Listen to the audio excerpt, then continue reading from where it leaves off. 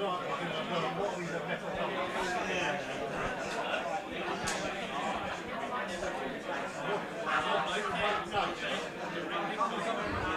evening, everybody. Welcome to the 2025 QPR Fans Forum, live from MATRADE Loftus Road this evening. Hello to everyone in the room. Hello to everybody watching us on the live stream. It's great to have you here this evening. So a little bit of housekeeping just before we get going. A fire alarm isn't planned, so if it goes off, it's real. The staff will be able to direct you, so just look around and we'll make sure that's okay. If you could turn your phones off or pop them on silent, that would be great. And the toilets are just at the back of the room if you need to use them. Staff are dotted around if you need some direction. All right, so if you're with us in person this evening, you would have been asked if you'd like to take part in tonight's raffle.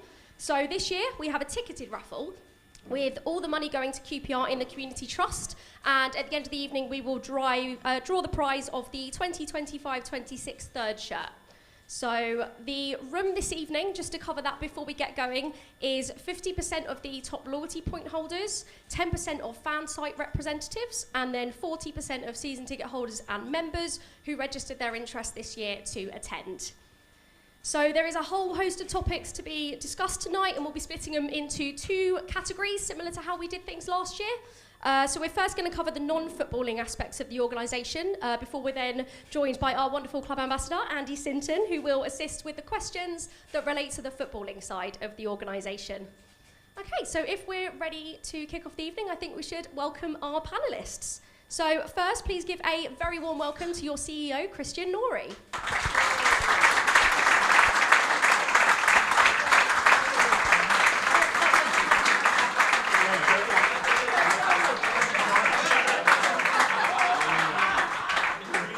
We might end up on the open panel, open forum Mike's questions a little bit sooner than we planned. I don't think we're quite ready to kick things off, but that's absolutely fine. I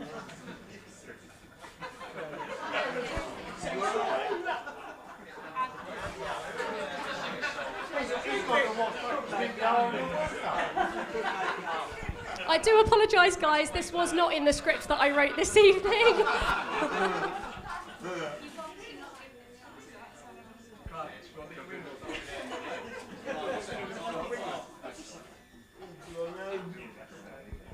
Guys, I've had the cue. I think we might be okay. So and everyone's hands are warm now, so if we can get the clapping going again, that would be fantastic. I'm going to redo his introduction. Your CEO, Christian Nourry.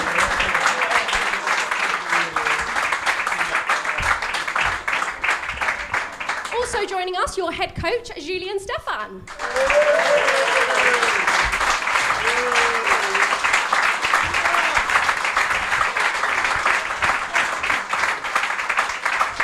We also have Director of Sporting Operations, Ben Williams.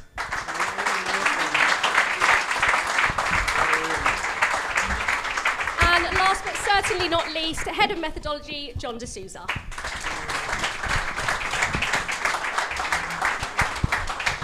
All smooth sailing from here, guys, I promise.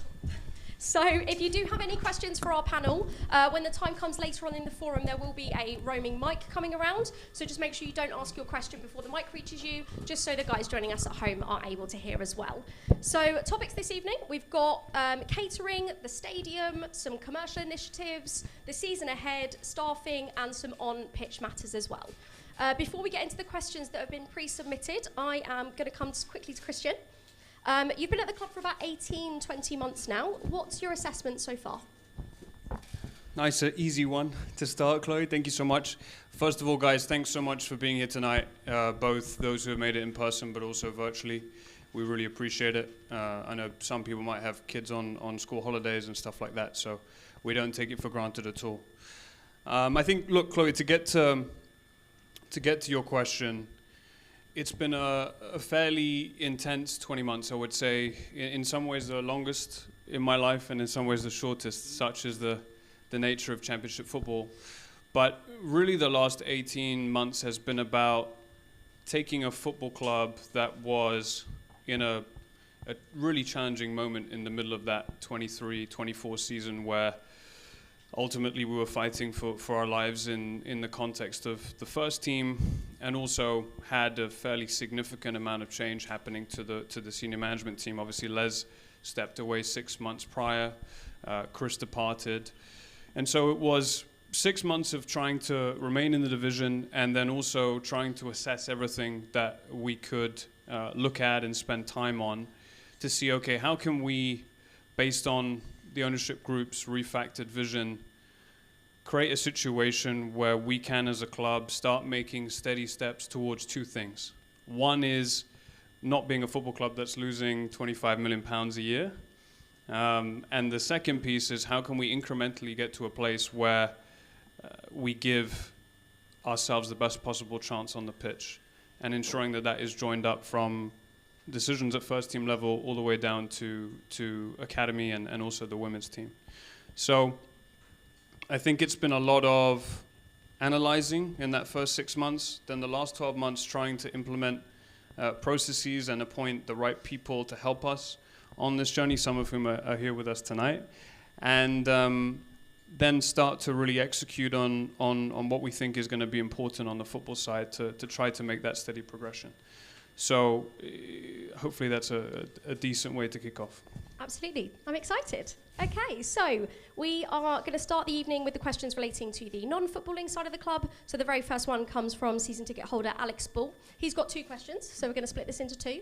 Firstly, he's asking if there'll be any more safe standing installed at the ground. I absolutely love the safe standing. I think it's really cool. I think it's been a really great addition to Loftus Road, and I think it's allowed us to deepen or accentuate the thing that is so special about this ground, which is in an increasing environment in English football with new stadiums that feel a little bit more like soulless bowls. We have an old school English football stadium that when it's full and when you've got that energy and you know, for example, under the lights, you really start to, you feel something magical, and I think safe standing's really added to that. So I can say that we are looking at what the expansion of safe standing would look like, and that we will be consulting with supporters over the next few months to understand where that could occur, with a real desire on the part of both myself but also the rest of the board to implement that between the 25-26 and 26-27 campaigns. Exciting. The second portion of the question was asked for a few different people. Also Daniel OShea submitted, and the question is whether or not there is any chance of upgrading the PA system at MATRADE Loftus Road. Get it in there early. When people speak at half-time, he adds it's 90% inaudible. Look, I think where we are with the PA system is that we as a club can only apologize. I know it's not great. In fact, in certain areas of the stadium, it's almost non-existent, and that's not the match day experience that we want to provide. One of the things I was just talking about earlier about the charms of this stadium and its like slight age and kind of older school feel is that there are a lot of internal mechanics with this stadium that are just 50, 60, 70 years old, and that includes the wiring in places. So what I have done since this question was asked last year in the fans forum is we've had the guys at Marquee AV do a bit of an audit sonically away from a match day to take a look at what does an overhaul of the sound system look like. Unfortunately, the minimum cost for this is £1 million to do it properly. And so we have not, this season, made significant investment into items of capital expenditure because the running costs of this business this year compared to last season are, depending in which category of the business you look at, between 3 to 4.5% more, following the most recent government budget and some of the implications that has had. However, the intention now is to work with Marquee and look at what does a phased plan of fixing the PA system look like, with a desire to make the first capital investment into that project from next summer. So that's where we are. I appreciate that means another season of, depending on where you're sitting, a difficult PA system. And like I said, I can only apologize for that. The investment required is very significant, and therefore we just have to constantly make really hard decisions about what we're prioritizing at which point. But we do have the bones of a plan, and we will kick that off next summer. So the next question is from Marcus Copesy, and he has a question relating to our streaming platform, QPR Plus. What are the club's plans on improving on the QPR Plus platform? In the last 5 years, the price of the platform has gone from £115 to £180, and there have not been any changes in the service. He continues to say, can the club look into features such as uploading the full match immediately after the full-time whistle, score spoiler protection, for example, on the website, so that overseas supporters, such as myself, that may not be able to watch the match, can then watch it afterwards and not have the final score ruined. The current service means you can only watch the match live. There's no ability to rewind, and then the full replay is uploaded usually 2 days later. Can the club maybe survey the overseas supporters to see the flaws in the system and make these changes to justify the price rises for the service? No, thank you for the question. I think, unfortunately, what people need to understand about QPR Plus is that we are 90% at the behest of EFL, who mandate how these streaming platforms from club to club will work. So the price at which this product is currently priced for fans is the minimum we are allowed to price per what the EFL has done across all the clubs in the championship. So the price point, unfortunately, is entirely out of our hands. To your question in relation to like how can we look to improve certain elements of that, there are some things that we can impact and some things that we can't impact. So the idea of hiding the score, depending on what time zone you're in feature, we would not be able to do within the QPR Plus element of the website. But it may be something that we can try to hunker down with the commercial guys to look at for the wider website. Obviously, we then have to weigh that up against everybody else that is going to the website looking for the score. So that's a bit of a challenge that we need to think about. In terms of when you can watch the full 90 minutes on QPR Plus, there again, we don't have control. The EFL has control about when that game will be available for full 90 minutes. So I would really like to see if we can, Chloe, actually reach out to a couple of other fans who I know who have had problems with QPR Plus in the past, because at the very least then we can go to the EFL with some of our collective concerns and make a good case that, you know, it's not people just in Australia or the US, but this is something that everyone across the QPR supporting community is having challenges with. And I think that will hopefully spark some sort of conversation. But yeah, no, I appreciate that frustration, and I think, look, if clubs were given the ability to have control over that, then there would be a lot of really interesting things that each club could look to do. Certainly not going to be less pressure to do that than last season, because I'm sure both Wrexham and Birmingham would absolutely love to control their streaming rights. Thank you, Marcus, for your question. And yeah, the feedback is always welcome, so it would be great to potentially reach out to some guys. Funny you mentioned Birmingham and Wrexham, because they do come up in the next question. Season ticket holder Joseph Eremy has asked, given the rise of financial powerhouses like Birmingham and Wrexham, as well as parachute clubs and other clubs which have access to more capital than we do, how are you balancing short-term competitiveness with financial stability, especially regarding FFP constraints, and what revenue streams, e.g. commercial, non-match day, are being prioritised? Short-term competitiveness versus long-term sustainability is literally the most difficult thing about this job. So he's absolutely hit the nail on the head there. Look, the reality is this division continues to go nuts. Player wages, the average player wage in the championship will 100% be at a record level at least for 10 years, based on everything that we're seeing in the market this season. You have two teams that have come up who are willing to spend basically Premier League wages in the championship to attract talent. And you have the bottom half of the league freaking out about it and responding with breaking transfer records in positions left, right, and centre. Now, the Birmingham and Wrexham stories are different. The Wrexham story is that they built an entertainment product through a football club and are achieving sponsorship revenue that is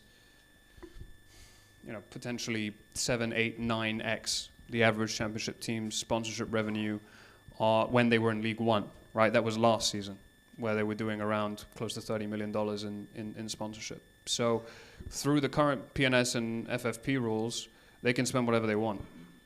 They're not going to be infringing on that, and whether we like it or not, it's a successful model and it's put them in the place that they're in now. So, there are other teams that I think are taking more this approach of looking to gamble it, or try to be in a situation where if they just have 1 year where they spend loads of money, they can jump into the Premier League and then face those rules, which is why the Leicester ongoing PSR case is really, really interesting to follow.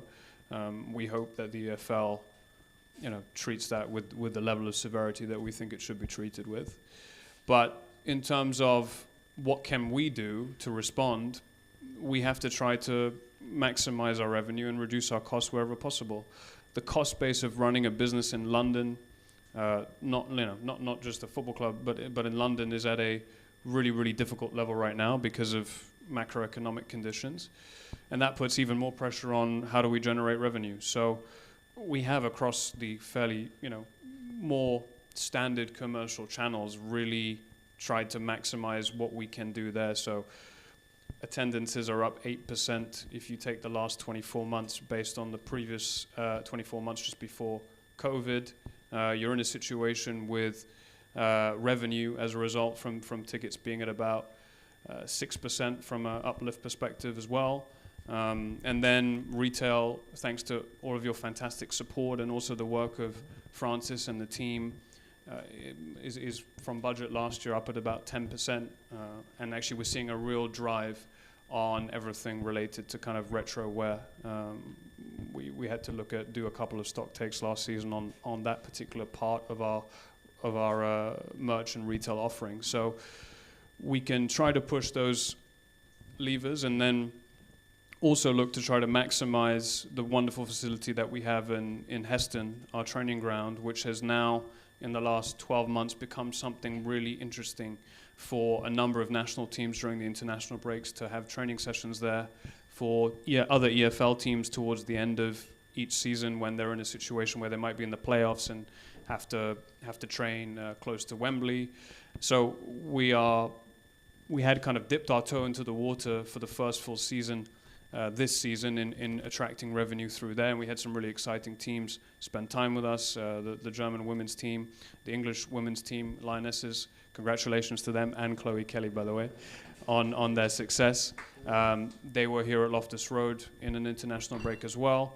And now we're trying to work more closely with the Premier League and other sporting entities for other tournaments that they have, sometimes European youth tournaments, to be a host for those events. So trying to push commercially on those parts. And then I don't think it's any surprise or any secret to anybody here that on the player side, the only way in which we're going to increase our playing budget on a year-to-year basis, with the way in which financial fair play works in the championship, is through buying players at X price and selling them at Y price. That's the only way you increase headroom in a significant way on player costs. So those are the prongs that we're trying to attack this challenge with, and I feel that the team deserves a lot of credit, both commercially and from a football perspective, for the headway that we've made there, but appreciate we've got a lot more work to do in order to match and reach some of the teams that have had a successful player trading model in this division for 3 or 4 years and now find themselves in a place where they've got a top 8 budget.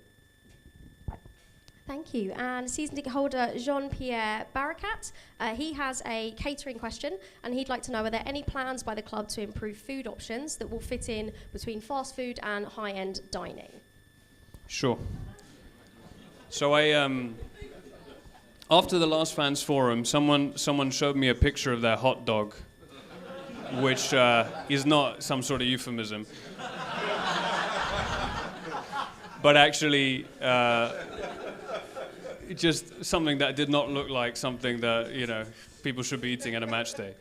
So ultimately, we've had a situation where our catering contract came to an end in summer. We spent 4 or 5 months looking at multiple different potential partners to work with to try to make the best choice for you guys, right?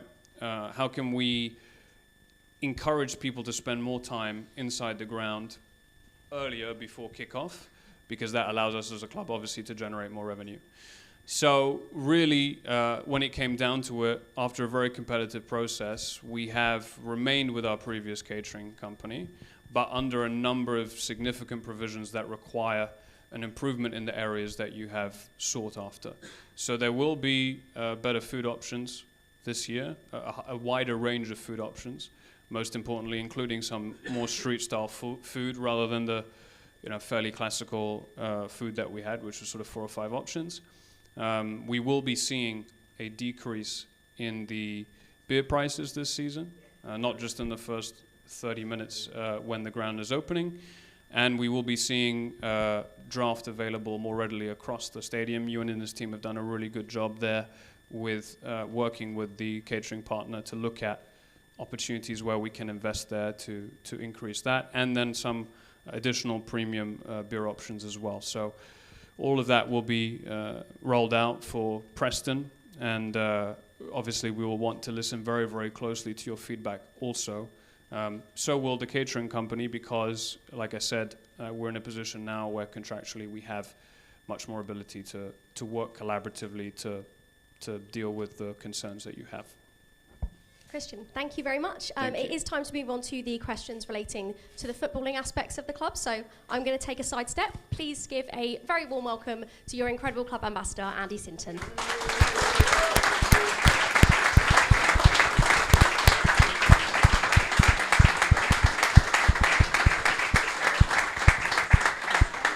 Thanks, Chloe, and thanks, guys. Great to see you all again. I hope you're looking forward to the new season as nearly upon us. It goes without saying, everyone in the room wishes Julien, his staff, the squad, the guys up on the stage, and everyone at the club the best of luck for the new season. So can we give Julien another welcome to the club?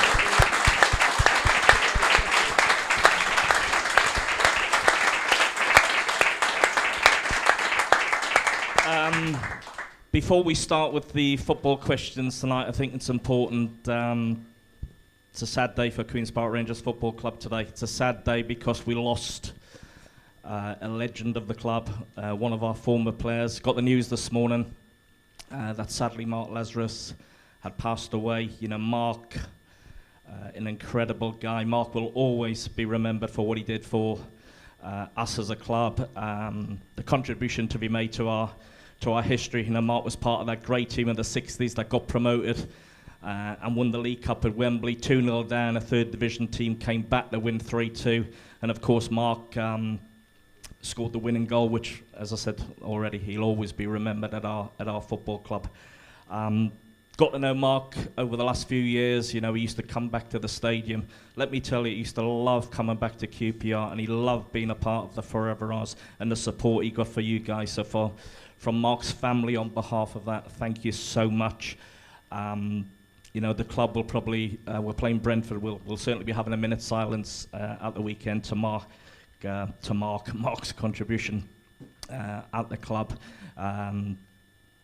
Mark's family and friends are in our thoughts and prayers today, this evening, and the days to come. And I just wonder if before we get started, Christian doesn't mind, we just take a moment just to reflect on Mark Lazarus, a legend of Queen's Park Rangers, and the contribution he had to our football club. How you do that is up to you. If it's silence, bow your head off. If you want to clap, as I say, I'm easy, but let's recognise the legend, Mark Lazarus.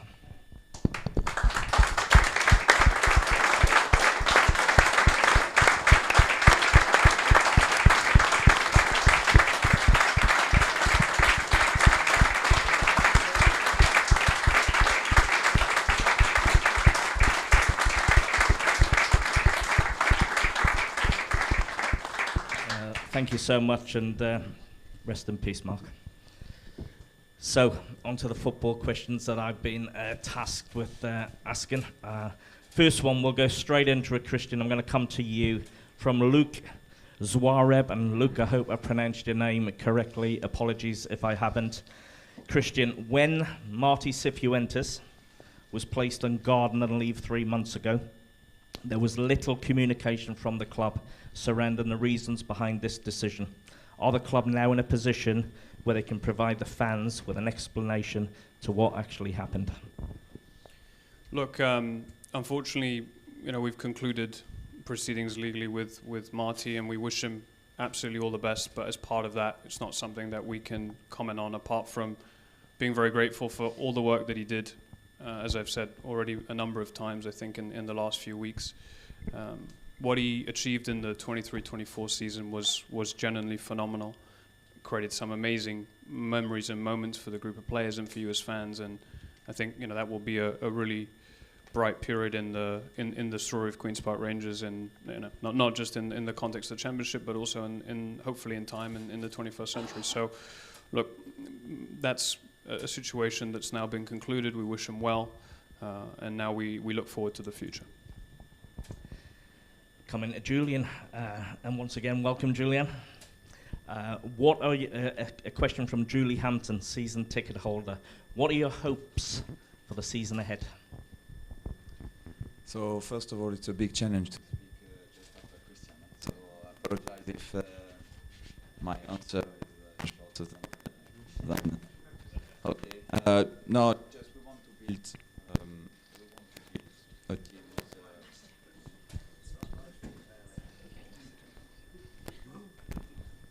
This is the boss.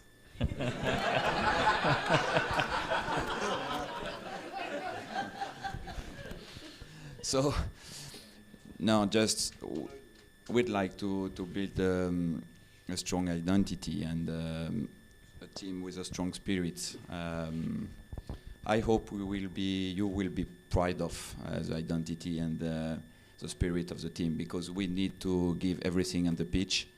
We need to respect the values of QPR, and yes, we need to give everything each game. So of course we want to be competitive, we want to win more games, but for me the most important is to give everything each time, each day, each training session, each game. This is the most important, because when you do that, you have more chances to win some games and to do a good season. Question from Joseph Cannon asks, and probably I'll come to you, Christian. Give you time to swap the mics. What positions are you looking at making signings in? I mean, I think I'm going to give a very boring answer, unfortunately, which is we're talking all the time, every day, about what we can do to strengthen the squad. Obviously, also bearing in mind our budget and where the squad is now, and it was important as well that Julien and the guys who have come in who are new have a good period of time to assess the squad and see what they appreciate and maybe where we can strengthen. So our transfer window is not over. We are certainly looking to strengthen wherever we can under the budget constraints that we're under. Another question for Christian, but I suppose we can bring Jon in as well. It comes from Ashke Van Zara. Christian and Jon, I'll come to Christian first. What are the ambitions for QPR women going forward? Do you want to take that one first? Sure. Look, we are at the beginning of a 4-year cycle within which, at the end of that, we want to be in the second tier of women's football. Last season was a significant season for the women's team in that it was the first season that they were under the banner of basically the parent company of the football club, QPR Holdings Limited. The Trust did an amazing job in supporting the team all that time to keep it in the 4th tier. But obviously, women's football is growing massively, and events like the Euros of the last few weeks are only going to accelerate that further. So last season we learned a lot, and then off the back of understanding how the 4th tier works and what we're looking to achieve and what worked and what didn't work, we've put together a plan this season which has seen the first ever full-time women's head coach in Danny Harrigan, which we're delighted about, but also we have been very ambitious in the women's market so far, and have been able to attract tier 2 and tier 3 players to join the women's team this season, which we're excited about. And it's not something to hide, in the sense that we've had players who have joined the club and given interviews saying they've come here to try to achieve promotion. So we would like to do that as quickly as possible.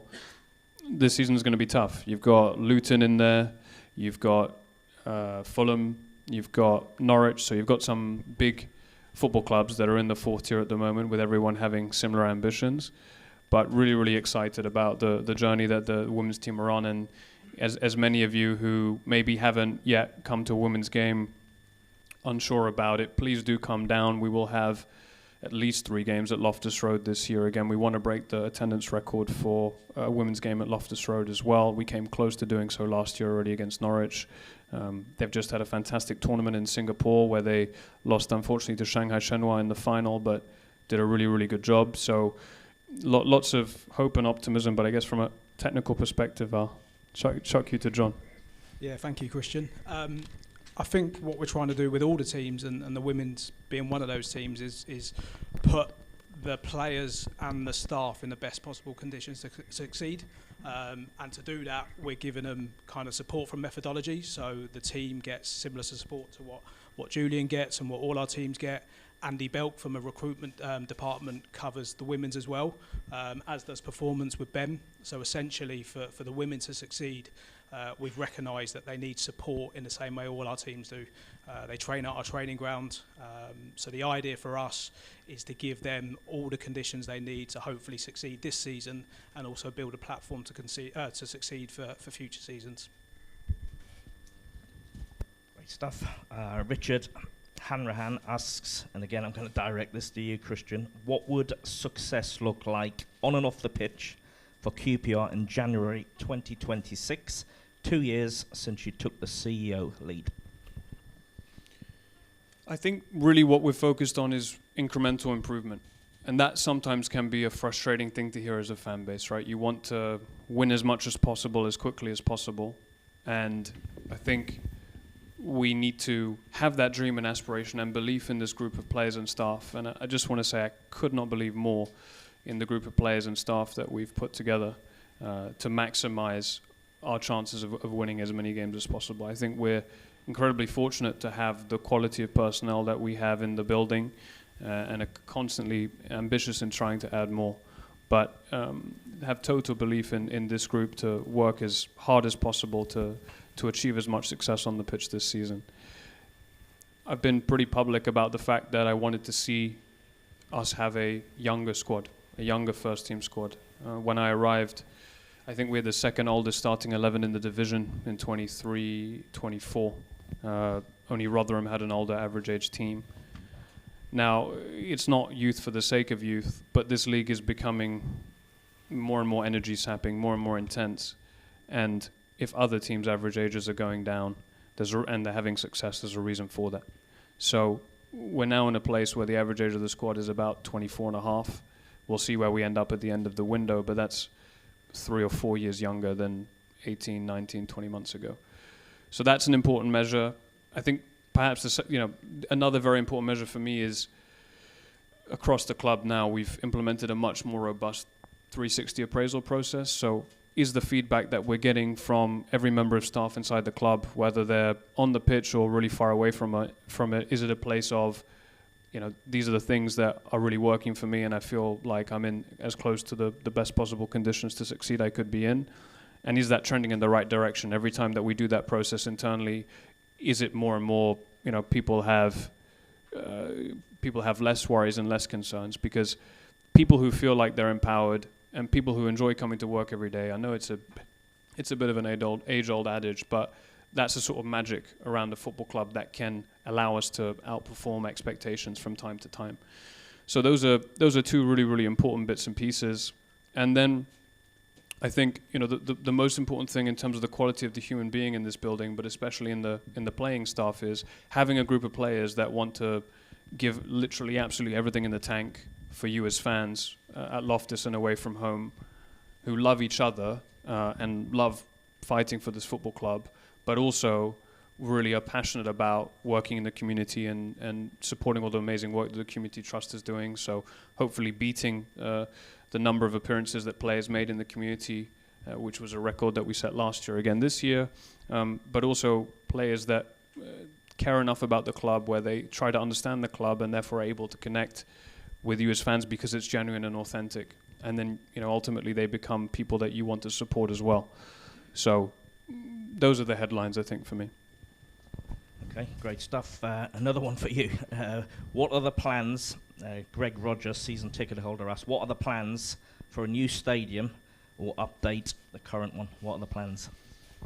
Look, again, I think I've said clearly that the only way to transform revenue for a football club is to build new infrastructure or improve on existing infrastructure that allows you to achieve more revenue through non-match day situations, and then have a situation where you play good football ultimately, which means that teams want your players, right? So those are the two ways to try to increase revenue for this football club.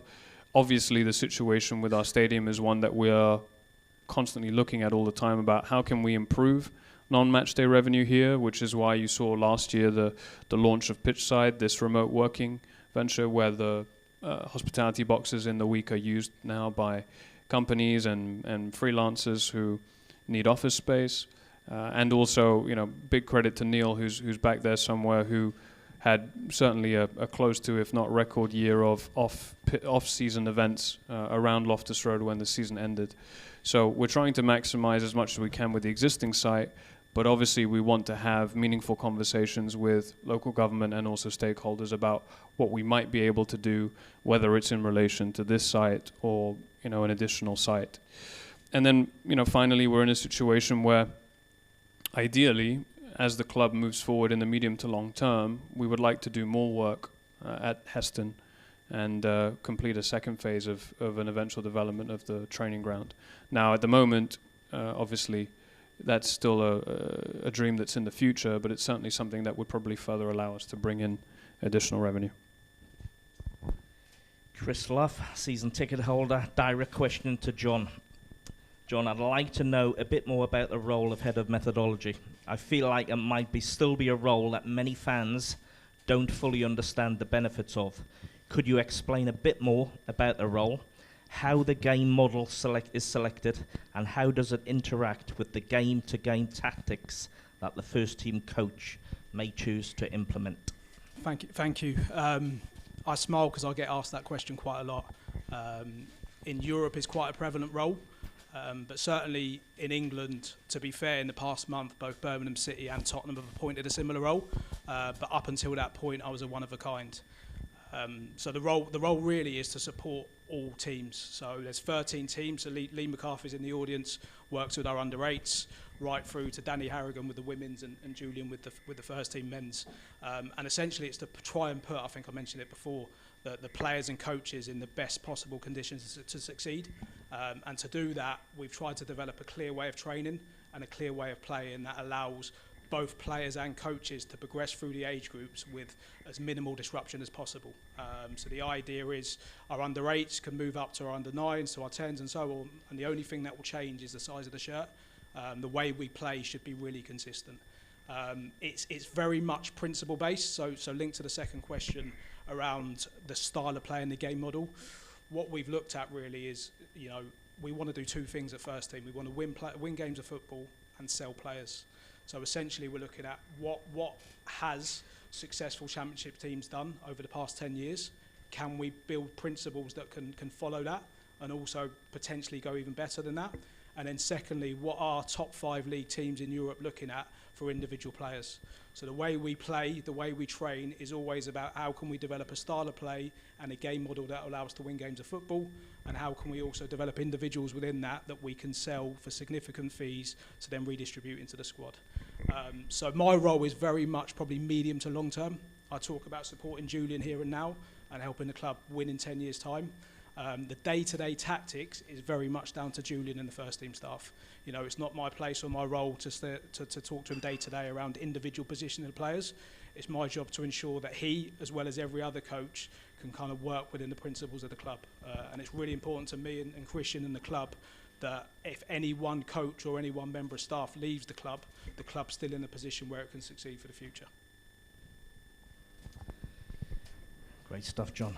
Daryl Alexander, Hoops member, asks a question, and Jon, I'll bring you back in, but I would like to come to Julien as well on this one. What are the duties of Steve Bold as our defensive coach, and will he be in the dugout on match days? I'll come to you first, Jon. Yeah, so again, similar to my role, Steve's role is very unique. It's a club-wide role. We've looked at where the game's going, and it's made so many breakthroughs physically, technically, tactically. We feel like the art of defending is probably going out of the game. And in Steve, we've managed to attract a top-level player, a top-level coach that can really develop our players, we think, to an elite level from the defensive principles. So the idea from the club perspective is to have someone in the building that can work with all our coaches throughout the club to prepare them and develop them to understand what elite defending looks like, and then also work with our older players and senior first team players to develop them from an individual perspective and a team perspective. So Monday to Friday, his main role is to support Julien and the first team staff, but he still will be working with other teams and other players Monday to Friday. And at the weekend, he will be there to support the first team, support the under-18, support the under-21s. So he won't be on the bench on match days, but he's very, very much involved in first team kind of strategy, preparation, delivery, which I'll obviously let Julien go into. But the idea for his role, again, is to help us win on a Saturday, but win in 2 or 3 years' time by developing, hopefully, world-class defenders. Yeah, for me, Steve is more than a defensive line coach. He has a lot of experience, and I intend to rely on his experience every day. Regarding the defenders, he has to put the focus every day and every session, every game, on the specific technique for the defenders and also the organization of the defensive line. So this is the main goal. It's a new situation for me also. I never had this kind of support in my staff before, so I feel lucky, and I feel lucky also to speak with him every day because the experience is amazing. So I think it's very good news for QPR and for the defenders. They are lucky to have a legend like this in the staff, and we are lucky also in the staff to speak with him every day. Robert Barker, season ticket holder. I'm going to come back to you, Julien. With the history of you developing young talent, how do you rate the young talent we have here at QPR now? Yes, developing young players has always been an important part of my job, probably because I worked with them during more than 10 years. But we have 2 questions with the young players. The first one is, do they have enough qualities to play in the first team? So I can answer now, after 5 weeks, yes. And the second question is, what is the best or the right moment to put them on the pitch? And this is a very, very important question. And it's, collective responsibility. Not only mine, it's a responsibility of all the club, because when you put a young player on the pitch, you need to be sure that it's the right moment for him. Otherwise, you can have a problem of confidence very quickly with the young players, and he can struggle the next weeks and the next game. So what is the right moment? We have to answer to this question. What is the right moment? And we work for that. Excellent. Kai Shepherd, season ticket holder, asks, and I'll ask you this, Christian, with the money we hopefully receive from Iberieze, where do you plan, or where are you going to spend it? I did say how much we're losing as a business every year, didn't I, at the start of this? Look, I think our hope is that with the approach that we're taking to signing players who may know the league, may not know the league, but we believe in their potential and they develop, have success in this league, that our focus is really about fine-tuning that process, finding the best talent that we can attract, both in terms of where the club's at and also in terms of their pure ability, and focusing 100% on having the best possible coaching staff and performance staff in the building to help them maximize their potential. That is really everything that we're focused on. So we don't sit in the office, unfortunately, this summer going, if Eze comes in, if Eze gets sold at this point, then maybe we can do this or this. That's not in our control. If Eze does depart, then it's a massive success from people who were in these chairs on nights like this in the past, because the club was able to achieve a significant transfer fee and then also have a sell-on that protects his future resale. And if that happens, then we will have that conversation at board level about what that means. But really, if we are serious about being a self-sustainable football club, then our response can't be to money coming in immediately. How can we send it immediately out the door? Sorry if that's a boring answer. Okay, Mick Kavanagh, season ticket holder, asks, and I'm going to come to you, Christian, clarification over the future of Morgan Fox and Jack Colback. Why no announcements? So I think in June, maybe early mid-June, we stated that we were still having ongoing conversations with those two players, and neither of those two situations are definitively sorted in one direction or another, which is why there's been no formal announcement. Okay, question directly to Ben. You've recently returned to the club in a new role. Can you give some detail around that? Good to be back. Nice to see you all again.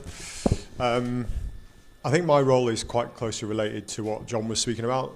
Jon spoke about putting our players and staff in the best possible conditions to succeed.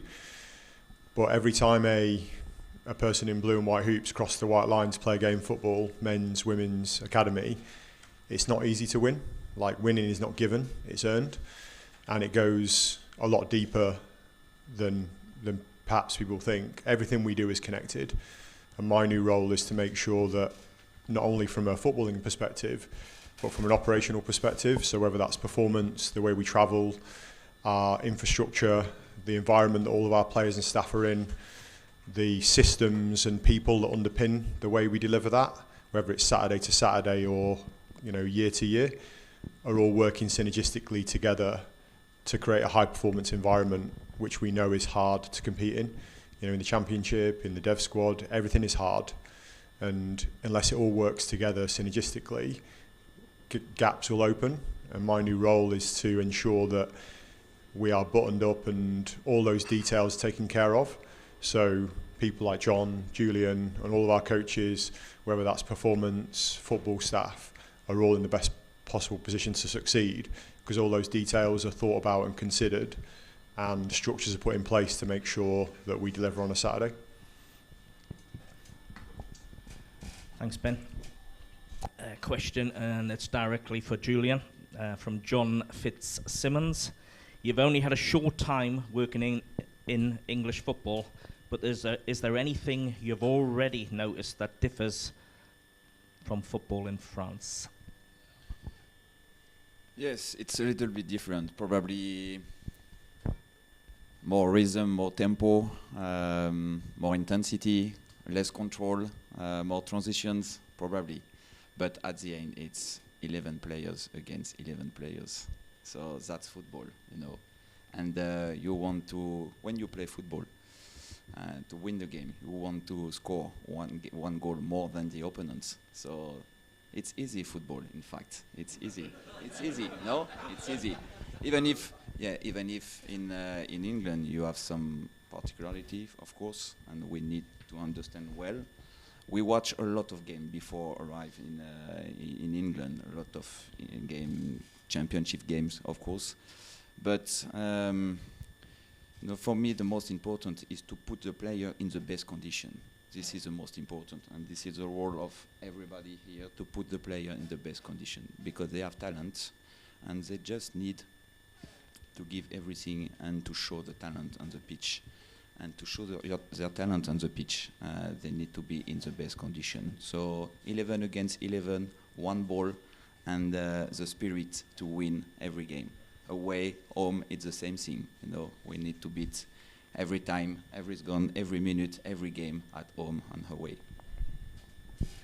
Great answer. Ernest Woolner, season ticket holder, asks, given our links to France through Christian and Julien, is that a market we now aim to utilise and bring in players from? I think just like we're looking for the best possible person for any job that becomes available at QPR on, whether it's close to the grass or far away from it, on the playing side, we're looking for the best possible player for the role, the job within where we are from a budget perspective. So I wouldn't say that we as a group and Andy and his team from a recruitment perspective are specifically targeting one market or the other. It's more of a question of talent versus if you had a graph of like how talented is the player versus how much do they cost, and that's ultimately we try to be as high in the talent place within our budget restrictions. Obviously, there's a lot of work that goes into signing a player, and one of those bits of work is to understand as much as possible about their background, their history from an injury perspective, from a personality perspective, and certainly there are markets where different members of staff have more relationships that allows us to answer those questions in stronger ways. Some of our scouts have better contacts in other countries. Obviously, we've brought in Rudy, Julien, and Alou. We brought in 3 people that have a very, very strong knowledge of the French market also. So I think not especially, but obviously it helps when we're looking at the French market to have 3 guys that know it incredibly well. If you want to add anything, or I try. The most important is not the nationality of the players, it's the mindset, the talent, and the fact that they understand where they arrive. When you arrive at QPR, you arrive in a club with a big history and with a culture, so they need to understand that. We have some players who come from Australia, Scotland, Ireland, France, Brazil, so they need just to understand what is QPR, what QPR represents. This is the most important. It's not a question of nationality. It's just a question to understand well that talent and represent the values of the club. This is the 2 main things for me. Next question comes from Peter Hawthorne. In the first interview with Julien, he referenced the benefits of a 4-3-3 formation. Christian Nourry has always tended to favour a 4-2-3-1 formation, which he had earlier stated was the formation for all QPR teams through the age groups. Question: will 4-3-3 now be the preferred formation for the first team and all age groups of QPR going forward? Do you want to take that one, and maybe you want to bring some of the guys First in? problem between the CEO and the manager.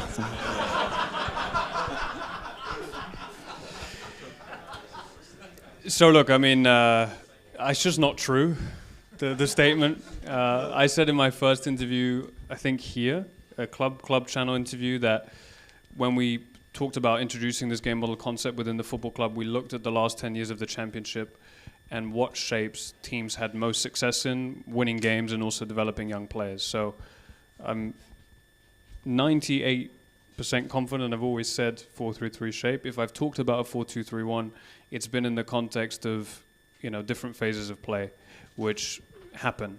I think the question probably maybe doesn't misinterpret what's the core reason that we talk about this game model concept, but perhaps I can frame it in a different way, which is that shapes in football in 2025 are incredibly fluid. And what is most important about a game model concept is that the principles of play align up and down the structure. So, I'm going to let probably Jon and Julien talk about that in more detail. But that's the absolute core thing. Of course, in the context of the championship, you're going to have to be flexible at certain points to try to gain an advantage or maximize the chances to win against an opponent who sets themselves up in a certain way. The priority focus here is, are the principles of play aligned from under 18s, under 21s up to the first team, so that, as Jon said earlier, that kid who's 16 has one less thing that they have to worry about in terms of understanding stylistically what we're looking for at first team. The second thing is, of course, we have a shape that we identify and prefer, because we feel that's the most efficient way to recruit players. We now have 15 positional profiles, what we call positional profiles, that we think need to exist within a 25-man squad in the championship. And under each of those positional profiles, you have essentially checklists, right? So you've got 15 or 20 technical or tactical characteristics that a scout is looking for in a 6, maybe another 5 or 10 psychological ones, another 5 or 10 physical and athletic. And it's allowed us to structure our recruitment team into a way of essentially scouting by position. So rather than having a scout for Ireland or a scout for the Netherlands or whatever it might be, we have a scout for a specific position. And when they get to a place where they've got a certain number of players that they really like in that position, that's where the groupthink piece from the recruitment department comes. We like that approach because it means someone specializes very heavily in a certain position. And I mean, I think if you just sort of think about it in the context of, if you are watching on a Saturday only left backs, the 2 left backs on the pitch for 10 weeks, you're going to notice things about left backs that you probably previously weren't looking at when you watched the game in its totality. So that's the reason for, well, that's a bit of an explanation about the game model concept, but then also why we have a shape that we think allows us to win. But I will, I guess, throw it to Jon or Julien first. Whoever. You said everything. This is a manager. No. For me, this is not a question of 4-3-3, 4-2-3-1. Now, in the modern approach, it's different. It's just a question of flexibility on the pitch, and the most important is to understand how you want to build, how you want to attack, and how you want to defend. And it's not a question of 4-3-3, 4-2-3-1, 4-4-2, which triggers, and the players need to understand that. And after, how you adapt to create danger and to optimize the strength of the teams, the profile of the players, and how you deal with the strength of the opponents. So it's always the same reflection when we prepare a game. And we have principle of play that we develop every day on the pitch. So they need to be understood well by the players also, of course. But it's adaptation between the strengths and the weaknesses of the opponent and the strengths and the weaknesses of our players. So this is the flexibility. Sometimes we will have 3 players to build, sometimes we will have 4, sometimes we will defend in 4-2-3-1, sometimes in 4-4-2. This is the flexibility. And if you don't know, or if you don't succeed to read how we play, for me, it's a good sign. That means that it's difficult also for the opponents to see how we want to play. You know, this is a good sign. I think it's also important to understand that the game model is the club's game model. It's not Jon De Souza's game model, Julien Stéphan's game model. And for us to be successful, we want this game model to potentially outlast all of us, right? And the only way we can do that is really focus on principles.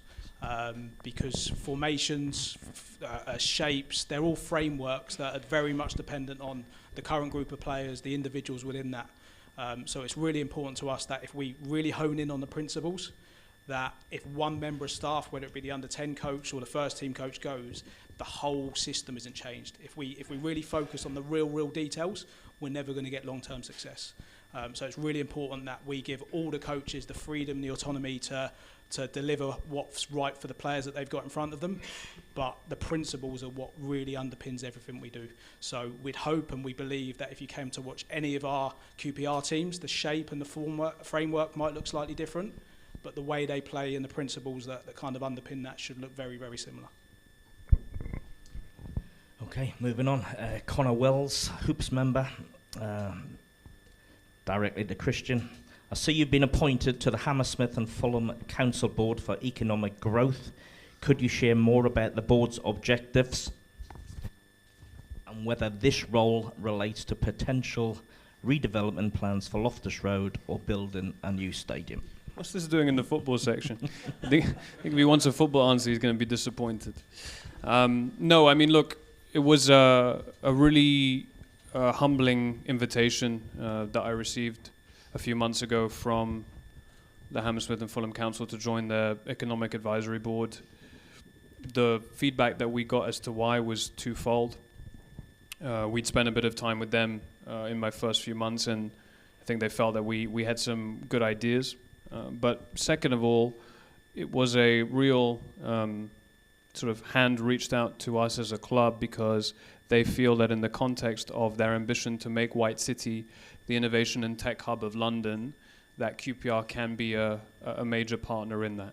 And so that is credit to everyone in this organization, and also credit to the reputation of the club in terms of how it supports the community, that the council felt that this was an organization that they wanted to be a part of this advisory board. Essentially, the objective is twofold. So one is, how can a bunch of businesses like Imperial College London, obviously, which is the biggest science university in Europe, and businesses like L'Oreal just down the road, and QPR, how can we work together to help the council to achieve its aim of being an innovation and tech hub for London in the medium to long term? And then second of all, how can we all work together on infrastructure projects that ensure that the growth and money spent in this area continues to increase, and ultimately create a really progressive borough that all of the people who live here can be proud of and are happy to continue to be part of. So it was a humbling invitation. We thank them very much, and I'm looking forward to continuing to work with the other members on that board to hopefully do the best we can for Hammersmith and Fulham, but also do the best we can for QPR. Question to Julien from Peter. Might have covered it a little bit earlier on, but how are you settling in England, and what do you make of the food? I'm settling well, thank you. I received a warm welcome, and I would like to thank you, everybody, for that, everyone. Honestly, it was perfect. Regarding the food,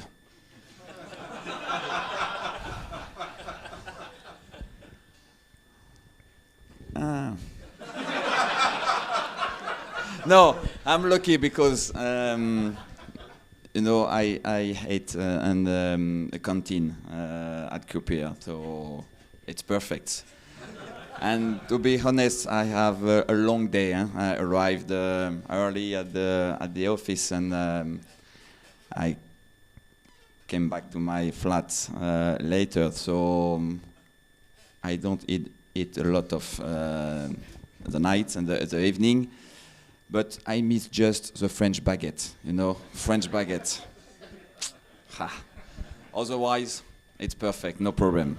And I didn't enjoy yet the paint, that's it? Paint? No? The beer? Pint? Not yet. I hope. Julien, that's the next question really? as well I've got. Comes from Josh, no surname. Have you been down your local pub for a pint yet? Not yet. I hope. Not yet. I hope after a good win, and I hope after Preston. Okay. All together.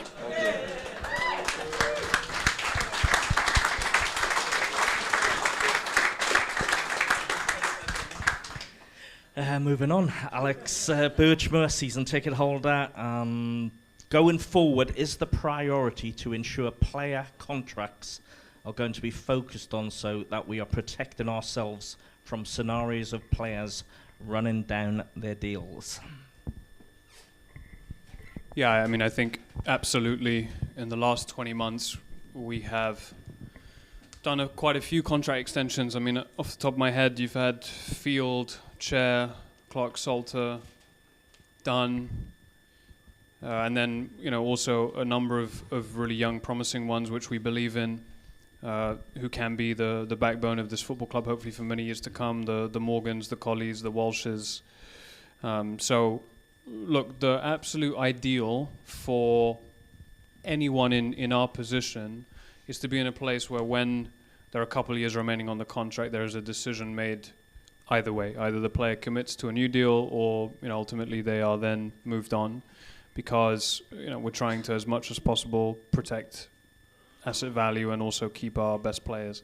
The reality of football is that's not always possible, but we fight as much as possible when we're in those difficult situations to still be able to try to find a way to maximize the money we can get if someone's going out, or still convince someone to sign a new contract. So it's not a science, it's an art, but with fairly, sensible and hard lines in the sand that we try to stick to every day. We try to do the best work we can in that regard. Lewis Regan, season ticket holder, asks, and I'll ask it to you, Christian, but you might want to bring some of the guys in. How has the management and the coaching structure changed at the club? Who are the key personnel and what are their responsibilities? Sure. So look, I think obviously we've covered some of this before, but I know it's I'll sort of do my bit quickly, and then I'll probably pass to Jon in terms of the coaching structure, because there has been a fair amount of change across the club in the last 4 or 5 months in that regard. Obviously, the club previously operated under a model where there was a CEO and a director of football. We don't have a director of football, but we have a more empowered head of recruitment. And then we have a structure where we're in a situation where there is much more responsibility and focus for department heads to run their sides of the business to the best of their ability. So, on the non-football side, in Ewan and Ruben, we've got 2 individuals who know the football club inside out, both on the finance and commercial side, and then on the football side and general performance side, you've got 2 key figures here in Jon and Ben, and Andy, obviously I've mentioned, and Alex Carroll as well as the academy director. But Jon, I might pass to you for how the coaching structure has changed piece. Yeah, so coaching-wise, we obviously have first-team staff. Where probably the club's a bit unique is we've tried to drive specialists within the coaching setup.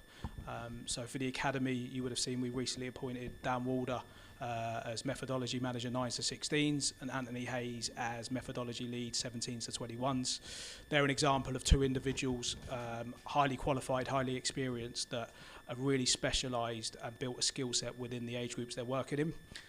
From a club perspective, we've got a head of goalkeeping, head of analysis, that really focus on developing those club strategies within their domains.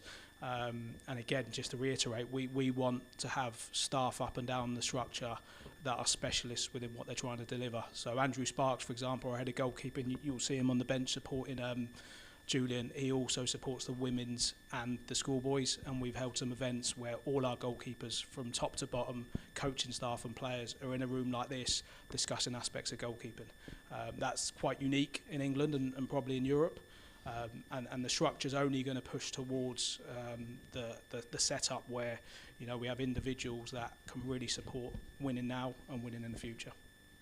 And performance, I'll pass on to Ben, is very similar.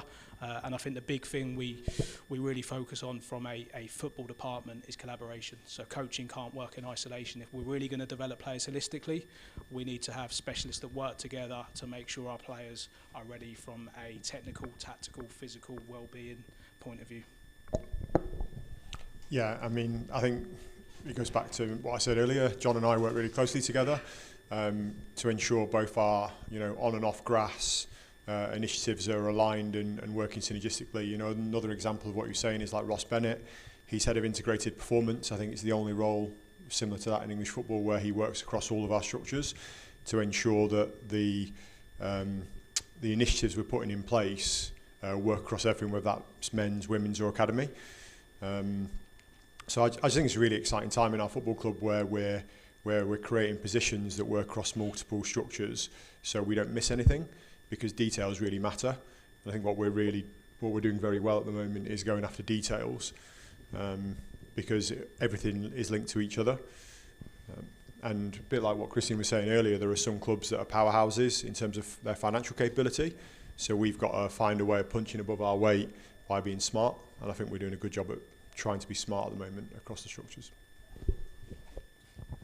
Okay, question from season ticket holder Robert. Comes to Julien. I'm not sure if this means on the pitch or behind the scenes, Julien, but it says, who has really impressed you inside the organisation so far since you arrived? Thanks, Julien.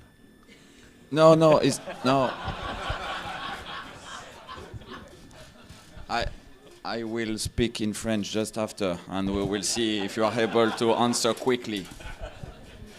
No, it's more a question of organization for me, and not just one person. You know, the technical staff, medical staff, performance staff, commitment, professionalism. So it's very important that the organization allow to the players to be in the best condition. You know, and I said just before that this is one of the key of the success. And in QPR, for sure, we have this organization. It's not only one person; it's different staff who are here for just one idea, and the idea is to put the players in the best conditions, because this is the players on the pitch who will allow us to do a good season, you know, and we have to think about that every day.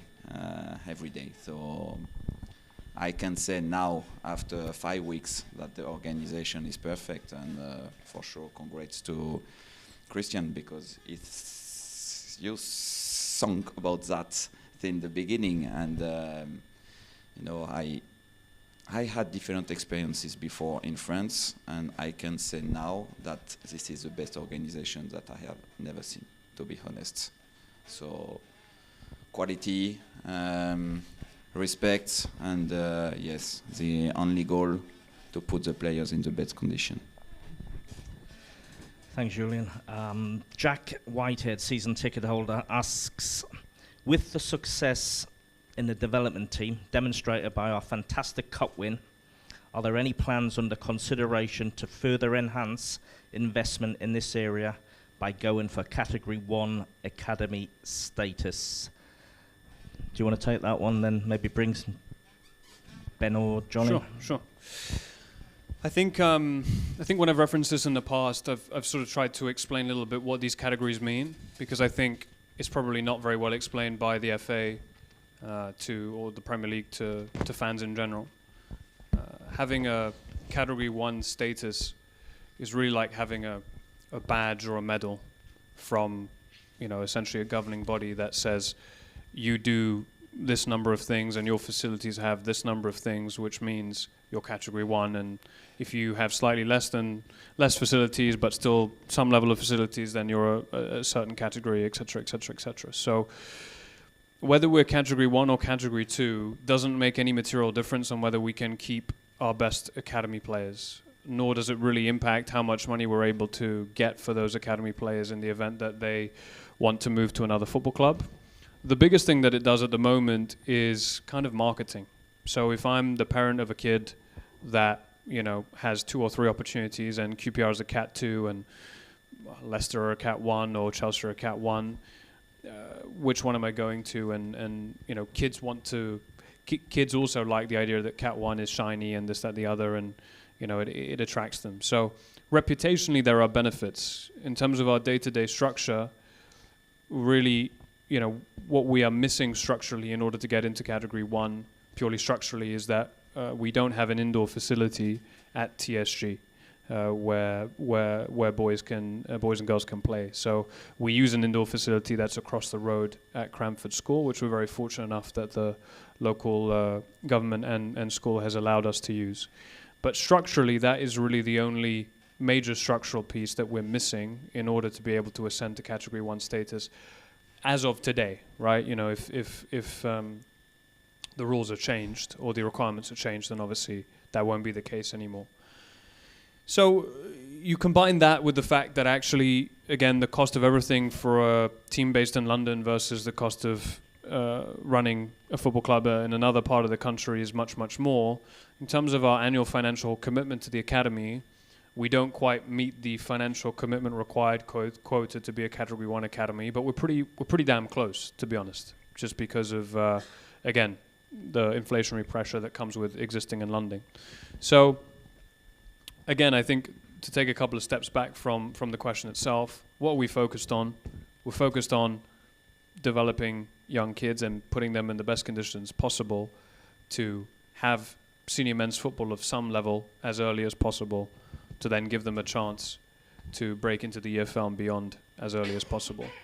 if ultimately the board and you know Alex and others determine that by going to Category 1 status, that will help us achieve that goal to a greater extent, then it's something that we will do. And if we don't, then you know it's going to be something where we continue to exist within a Category 2 band. I will say that Alex, Andy, Jack Lake and others, Dean Barker in the recruitment team, have in the last 20 months really transformed our youth recruitment in terms of how aggressive we are. And it's not exactly like we are not attracting players from Category 1 academies to come to this football club. Kieran Morgan is obviously the most high-profile example, but all the way down the structure to under 14s, you have boys coming from Arsenal, Brighton, Fulham, etc., etc. So that comes with the club demonstrating that we're giving young players a chance. That's by far the most powerful thing that we can do. Forget about the brand of category that our academy is awarded with.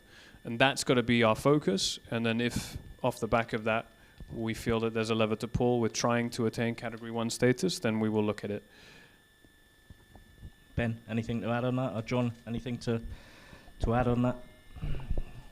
Yeah, I think you know, from a facility perspective, we've got an excellent facility at Heston. And as we're looking at all of these variables, one of the things we're doing is always assessing, you know, we have to accept we're in London. You can't just spread out, like there's not a whole heap of space. You can't just build on your neighbour's backyard. But yeah, we're always assessing the facilities we have and the options that we have in the future. So it's something that we're always thinking about, but we have got to assess those protocols and financial restrictions as we move forward sorry. John, anything? I mean, Cat 1, is there a benefit to Cat 1? Absolutely. As an academy, are we relying on that? Absolutely not.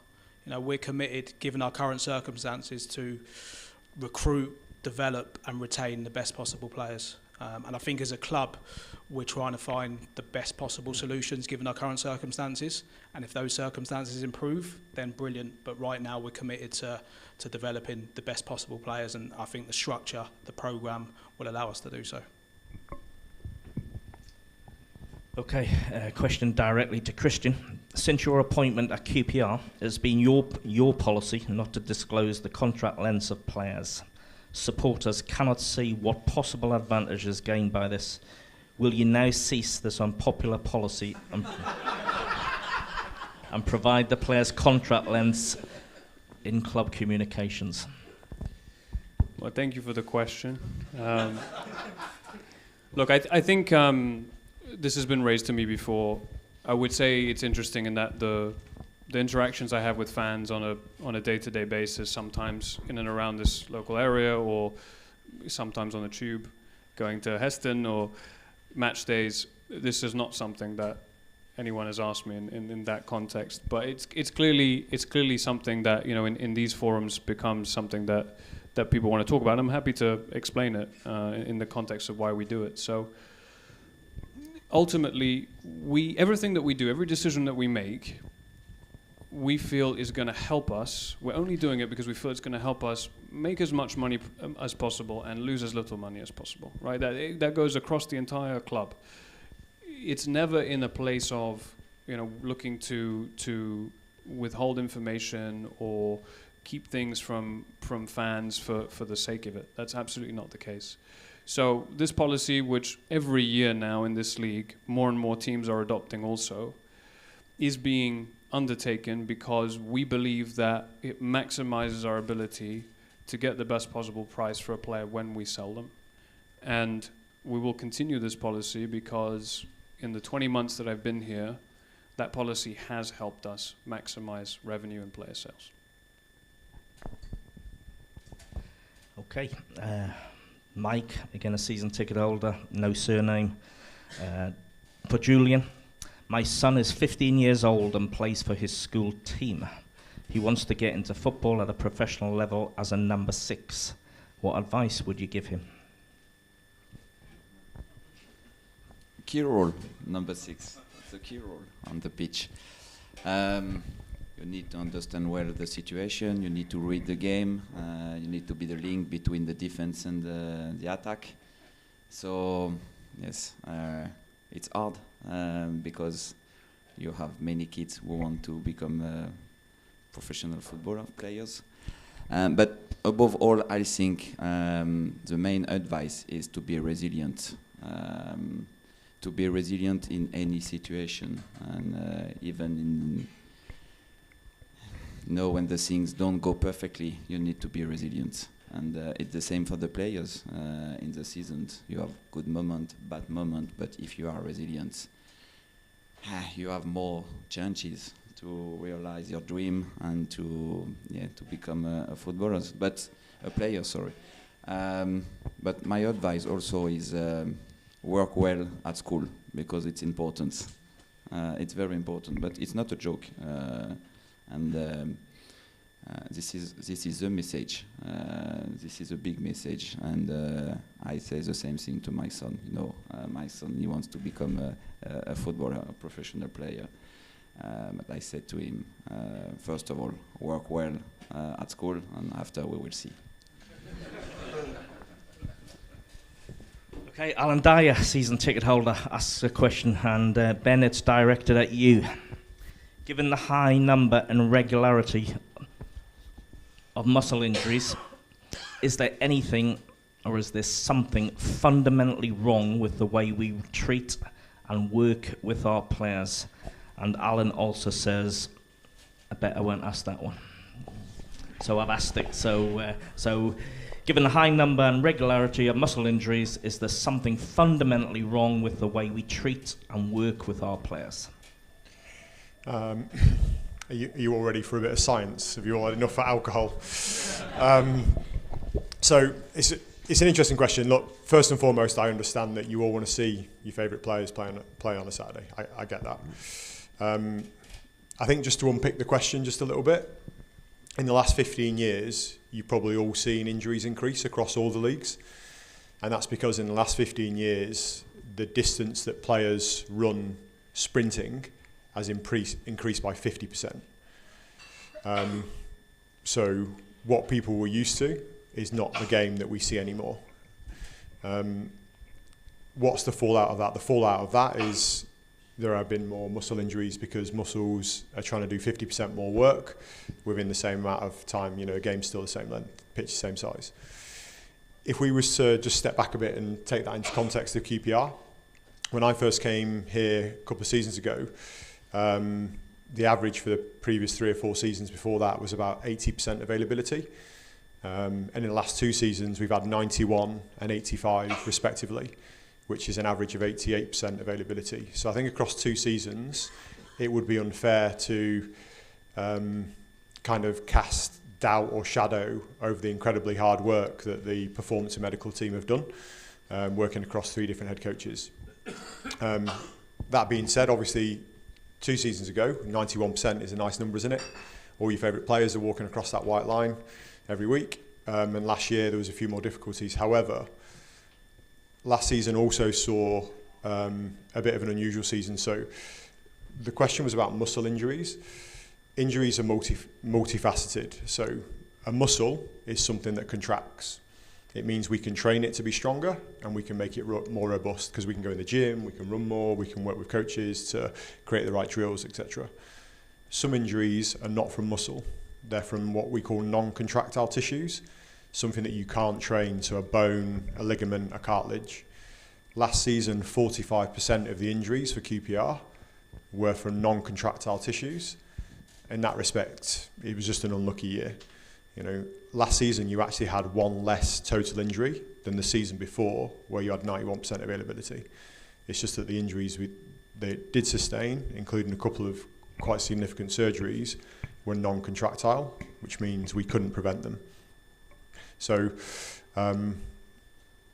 all performance teams have all got the same issue, which is the sprint distances and the intensity of the game has increased, and we're all trying to do the best job we can with the information that we have, and that's why it's very scientific, and there's GPS and hamstring testing and jump testing and body composition, and if it's not worth measuring, like, we don't measure it. So we have, millions and millions of data points every week. Our job is to interpret those data points and then hand over what we think is an appropriate load-in to the coaches to make really good decisions about how they're going to distribute that. And it's a very collaborative process. So I don't think there's something fundamentally wrong with our player health model. I think actually it's improved over the last 2 seasons from what it was previously. And we've got a really strong group of people that are looking club-wide, because our availability has not just been good the last 2 seasons with the first team, it's also been good across our academy and across our women's last season. So from a club-wide perspective, I think the job is good and it continues to evolve. But I do appreciate the frustrations when sometimes you know the player that you want to see isn't out there. Unfortunately, that's the nature of football, and it's the nature of the intensity of the current game. What we try and do is put ourselves where luck can find us, and if we make good decisions with the information we have, and we get a little bit of luck, you know, last season a little bit of bad luck. Let's see what we can do this season. Hopefully, we make some good decisions, and we have some good luck as well. Thanks, Ben. John Brownhill asks the question, is the club's operating model based on that of Brentford and Brighton? Recruitment especially. If so, how many years are we behind them? Christian. I think it would be foolish to say that we are basing our strategy on Brentford and Brighton. I think an important piece of context to know is that Brighton and Brentford's success in player recruitment was 95% because of multi-billion pound betting companies that both Matthew Benham and Tony Bloom put together, and that hired and continue to hire 500 plus data scientists building models and algorithms that far outweigh the sophistication of any football club at the time when they made the transition up to the Premier League. So we just don't have that level of resource. What we are trying to do is the most difficult thing in football, and is a lesson that you can take from those 2 football clubs, which is having a plan and having the courage to stick to it. So our edge is going to be consistency. It's going to be continuing to follow the processes and recruitment that we do, that definitely uses a much higher level of data than the club has used in the past, and probably a higher level than the average championship club, but definitely isn't world leading. It's having a really big focus on player personality checks, both in terms of referencing, but also in the context of our high performance interviews in player medicals that we do.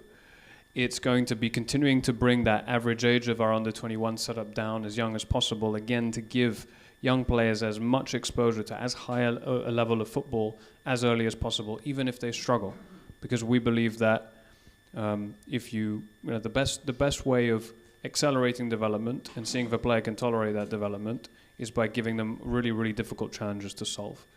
It's going to be by continuing to back all of the work that we're doing on the performance and medical side, because we are not Burnley of last season, who had 35 players at first team level that they could pick from, so they could have 10 or 11 players injured on any one period of time and not have an issue with that because they had enough players. That's not the reality of QPR today. So it's about collaborating, working together, making smart decisions, and being consistent in that approach. Sometimes you will watch young players play for this football club and they will make mistakes. And our biggest request to you guys is support them. Don't get on their back. The most exciting thing about the approach that we're taking is that you can play a massive role in it. Like there are many things that are very special about this football club, but one of the things last season that really stood out to me was within about 18 seconds of Emerson Sutton being on the pitch, when he made his sub-appearance here against Swansea, you were chanting his name. These things might seem little or trivial to you, but they're massive in giving someone the confidence to maximize their potential. So yes, we won't get everything right. We will make mistakes. Our players will make mistakes. But if we want to be a football club that goes from a place of having a budget that allows us to dream of bigger things, this is the process we need to go through. Excellent. Tom Bage asks, and it's a question for all the panel, where do you see the club being in 5 years' time? Julien, I'm going to ask you that. In 5 years' time, where do you see the club being? Where are you? Just to keep you on your toes. On the pitch. No. Honestly, I don't know. I hope in Premier League. Hope so. We need to be ambitious, and if you are not ambitious in football, you stay at home. Yeah. So we need to be ambitious. You need to be realistic, but we need to be ambitious. So in 5 years, why not? Why not? Why not in Premier League? It's a good ambition for everybody, and it's a good challenge for everyone. Okay, this is our challenge. So let's see, but I think it's possible. Jon, where do you see the club being 5 years' time? I think building on what Christian said, I think if we can be sitting here in 5 years' time, still consistently delivering the same messages, we would have been successful, right? So I think that's where I would like us to be in 5 years' time. Ben, where do you see the club in 5 years' time?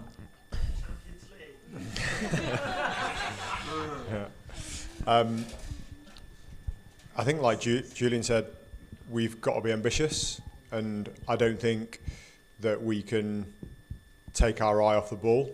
And I think that goes hand in hand with, being ambitious and having a plan. But then I think you have to have courage.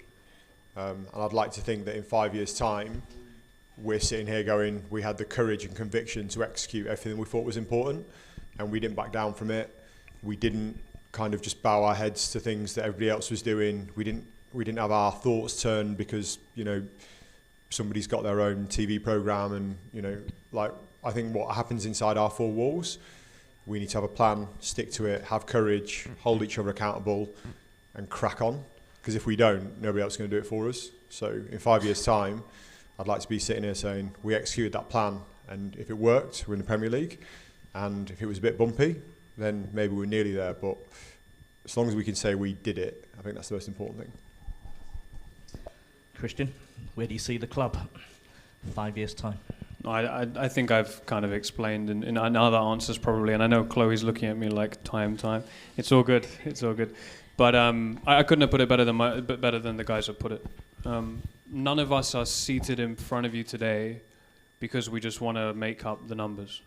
Like, we really believe, and we spend day and night working because we really believe that we can do something that is, bigger than the individual achievements that anyone could achieve at this football club. That's why we're here, and we feel very lucky to be here. So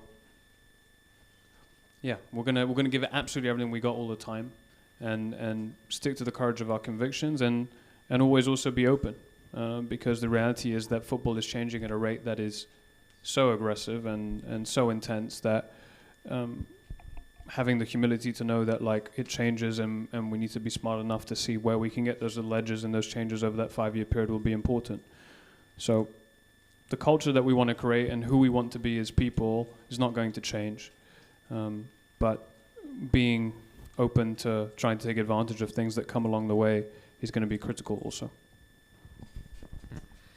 Well, that's it from me, guys. You'll be pleased to hear. I'm going to hand you back to Chloe. We're going to take some open mic questions, but my final message to you guys, I think you know what it's going to be. Your support for this football club over recent years has been absolutely amazing, absolutely incredible.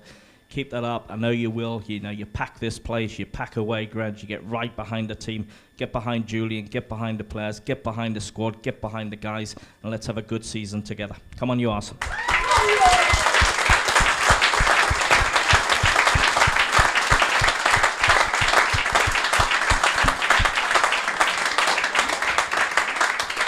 How does anyone follow Andy Stinson? It's not possible. So yeah, we're going to move on to the open mic aspect of the evening. If you've got a question, just raise your hand. There is a roaming mic coming to you. If you could just wait until the mic is with you to ask the question, just for the benefit of the guys on the stream, that would be great. Early hand up here at the front. Shot straight up, Steve, I see you.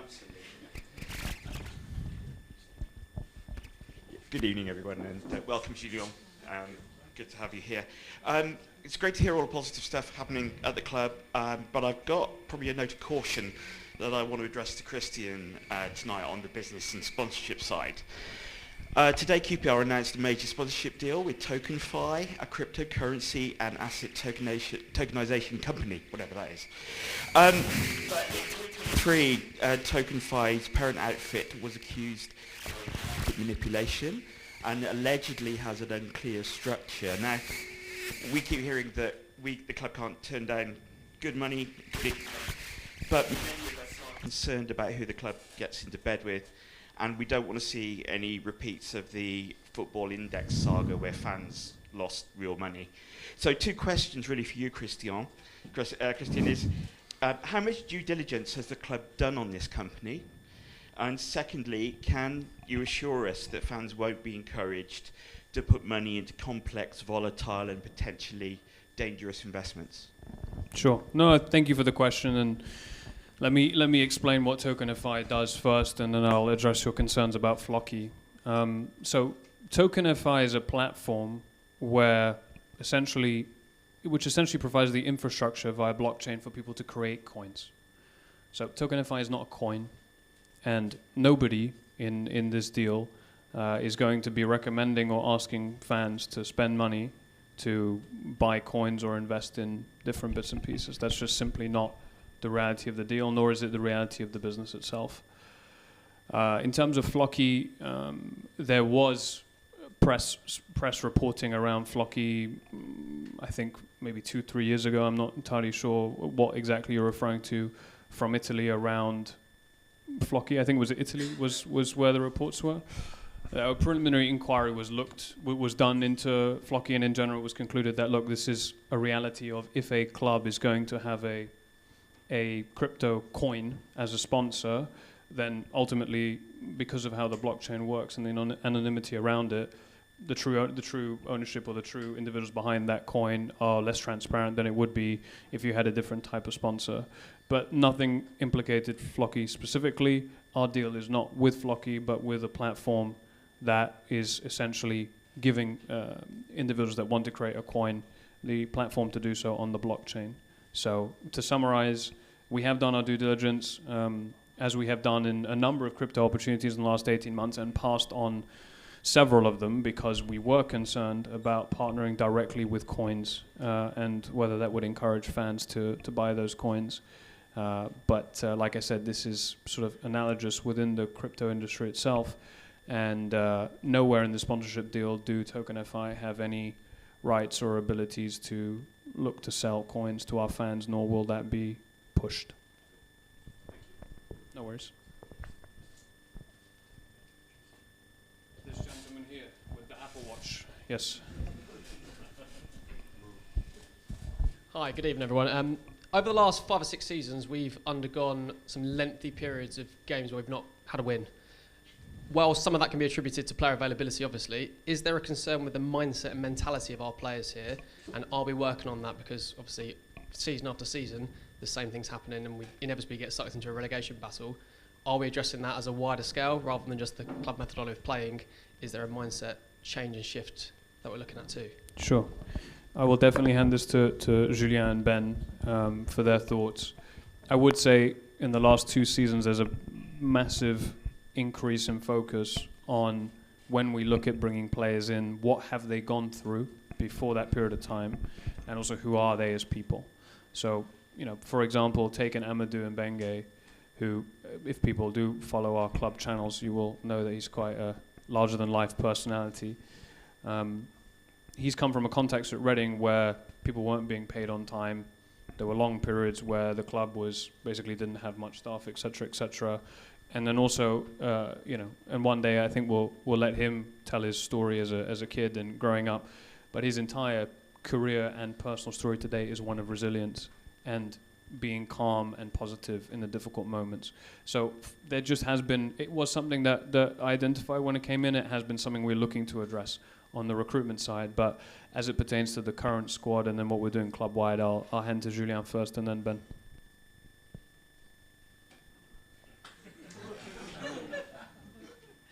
He speaks very quickly, so I didn't understand. historically has had periods of games where we don't. Well, it's been kind of both, hasn't it? There've been streaks of 8 or 9 games where the club is unbeaten, and then streaks of 6 or 7 games where the club doesn't win any game. And the gentleman's asking about the mentality. Is there something wrong with the mentality of the squad? And what are we doing about it? No, I don't think it's a question of mentality. It's just up and downs, and it represents well the championship. But for me, the most important is the beliefs. You know, how you believe, how you enter on the pitch, and how you can enter on the pitch. And away, home, you just want one thing: it's winning. Just that. This is the most important, because of course we want to play well, but we do competition, and when we do competition we want to win. This is a mindset, and this is a message since the beginning of the pre-season with the players also. Try to trust themselves each day, each game, even if we lose 2-0 and 5 minutes remaining, you can do something and you can create danger and you can score goal. So this is a question, of mindsets, but the beliefs, this is the most important. You need to believe in your team, and we need to believe in our players, and the players need to believe in the principle of play and the way that we want to play on the pitch. If we have that, I think we will live a good season. It's okay for you. Ben, I don't know if you want. Yeah, I think it's a great question. There's probably a bit more science in there for you as well, if you're already. If you think about 2 or 3 seasons ago, I think your question went like quite far back. The club had a model where like managers could bring in players. So I think the first thing is that line where potentially you had a group of players that weren't all aligned to the same style of play, and in that respect it becomes hard.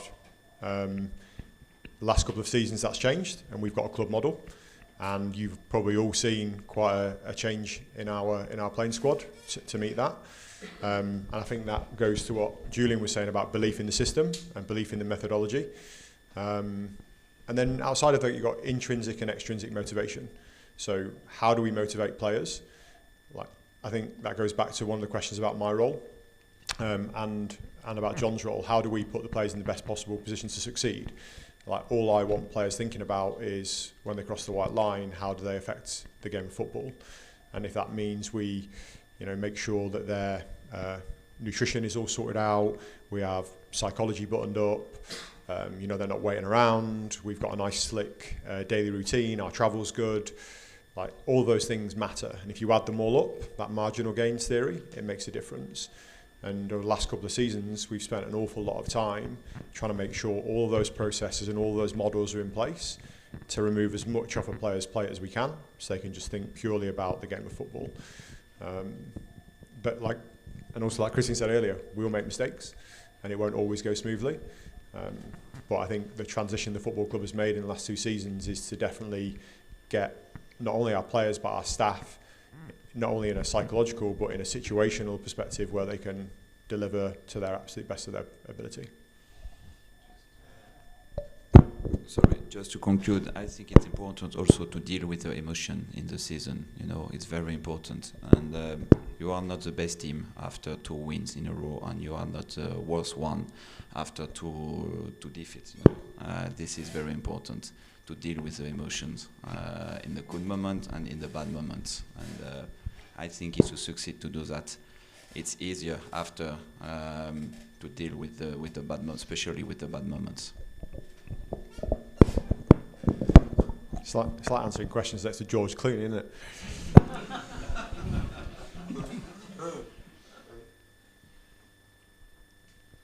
Gentleman, the tie there.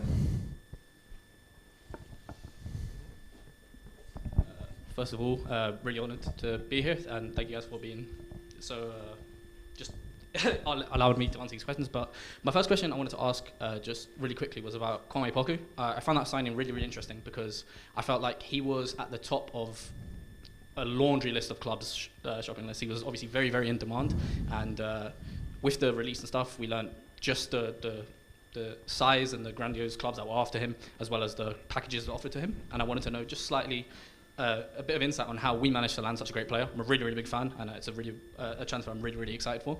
And just secondly, and really, really briefly, is there any chances of any surprises, any surprise announcements at this fan forum by any chance? I'll do a number one first. I think what's nice about the Kwame deal is that it's a little bit like reinforcing in the sense of human connection still counts in a big industry that, you know, has become a lot more. Has become like, you know, social media's taken over and agents are agents and everything else. The first credit goes to Andy Belk, who him and his team have been keen on this player for several years. We made 4 or 5 offers to Peterborough last summer for the player. And the commitment and the extent to which we knew the player, according to the player, made a significant impact on, you know, his decision making and what he was thinking about.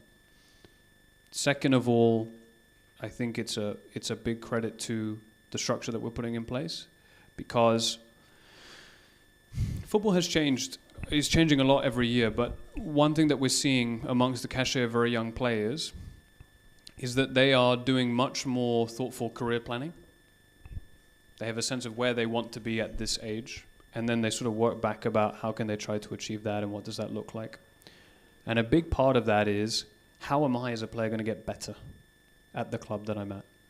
And so having someone in Kevin Betsy as an individual development coach who has coached the majority of 18 to 23-year-old players who are currently playing for England's senior national team, coming into a culture where you will have individual player development sessions every week, these things also count for sure.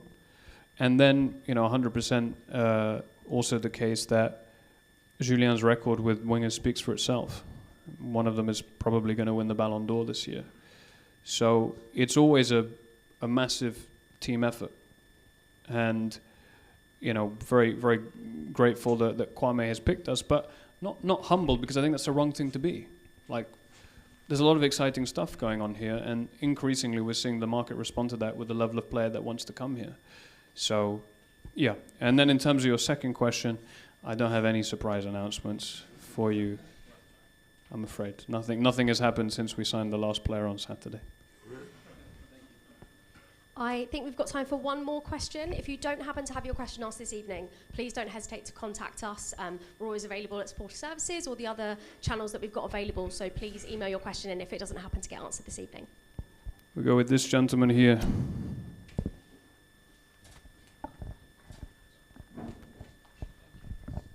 Good evening, everyone. Thank you very much for having me. My question is directed to yourself, Christian.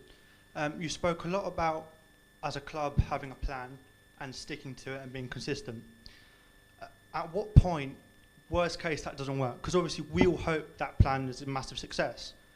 But at what point, if that doesn't work, do you sort of turn around and go, we might need to change something here? Because at some point it sort of turns into ignorance, which in the past, you know, as supporters, we've seen in the club. So that's really my question. That's fair. I think it's a very fair question. There are some fundamentals which universally in football are correct at the moment, right? If you get minutes into younger players earlier, they're going to develop better and therefore be more interesting players that other teams want. Again, I don't want to keep coming back to this because it's fundamental. The only way we're going to increase our playing budget with the FFP reality is by having more players that other people want. So prioritizing their development logically follows kind of where the reality of the transfer market is at. The reason why there is such an intense focus on that is that 5 years ago, the average age of someone going from the Championship to the Premier League, i.e. a team that isn't a yo-yo team, was about 24 years old. In the last 5 years, that age has come down rapidly because Premier League teams want good players who are young in their squad as soon as possible. Why? Because they also want to sell them to then the top 50 teams in Europe. So in order for a player, like for example, let's take Adam Wharton Crystal Palace now. In order for a player to be able to be in a situation where a team that is not a yo-yo club in the Premier League may want to buy them, they've got to get to a place of, in most cases, unless they're doing phenomenally well, they've got to get to a place where they've got 70 or 80 championship appearances by the time they're 20, 21, 22. So there are parts of the approach that, if we're going to have a chance of increasing the budget, is one of the only ways. And then there are, what I would say, smaller points, and these are the points where we're constantly questioning every week, every month. How can we tweak this? How can we change this? For example, the game model. What happens if the championship reality changes in terms of style of play rapidly in the next 2 years, and that is not suitable? Well, then obviously we're going to have to change that, right? So hopefully that explains a little bit, like there are some structural truths that are just hardcore realities, and then there's some pieces around our identity which we'll have to look at. The one thing that is clear, if you look at any club that has gone from a place of stagnation to success in the modern era, is that they have consistently year on year stuck to their fundamentals. Sorry, is there a plan B though, in case that didn't work? Of course. I mean, we're constantly, and I hope that today has shown you that the way we've structured the club means that we've got people who are not necessarily on the ground every single day, whistle to whistle, match to match, but people whose literal job it is to think about, okay, what are the next 3 or 4 or 5 advantages that are coming down the pike, whether that's relevant to technology, whether that's relevant to conditioning, whether it's relevant to coaching methodology. Jon made a great point. Like, if you think about wanting to sell players, you're in a situation where you need to be developing players where there is currently or in the future will be a shortage of players in the market. So at the moment, number 6 is a position in European football that is increasingly in demand because teams are really, really struggling to find players that have the physicality and athleticism to be a more destroying player, whilst also having the capacity with the ball to play like many teams want to play. We feel that there is a similar shortage in centre-back areas, which is why one of the reasons why we've made this hire of Steve Bold. Thank you. Thank you. So we are going to end the evening with the raffle, as we always do. So thank you to everybody who donated and put themselves in the raffle. All the money is going to QPR and the Community Trust. And the raffle proved incredibly popular this evening. So we've thrown in a second shirt. So there'll be 2 25-26 third shirts available. And you can have them signed this evening by head coach Julien Stéphan as well. The lovely Julie is going to come up. And Julien, if we can ask you to pull the first raffle number, please.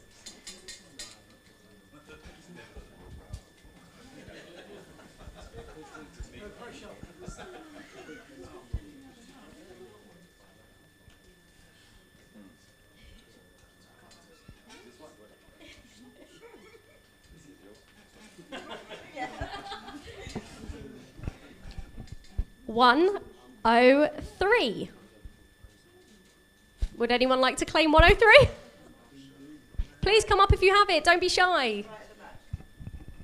We've got a Sharpie ready for Julien to sign the shirt.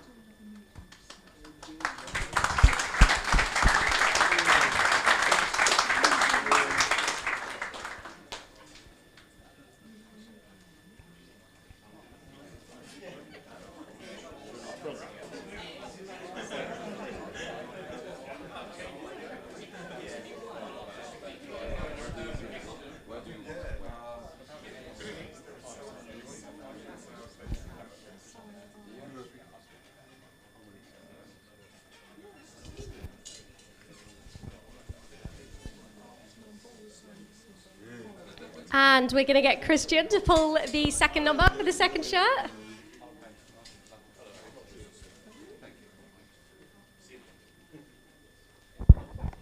And this one is 42. 42? Amazing.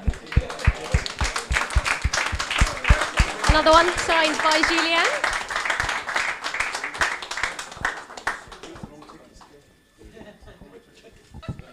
The third shirt is available to purchase right now on the website.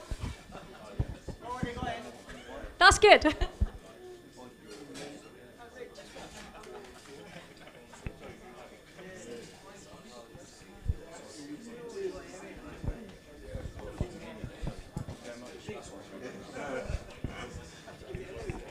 Thank you, Julien.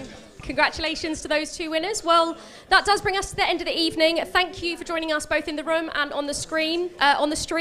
A big thank you to Christian, Julien, Ben, and Jon, and to everyone in the room. We will see you all very soon as the season gets underway.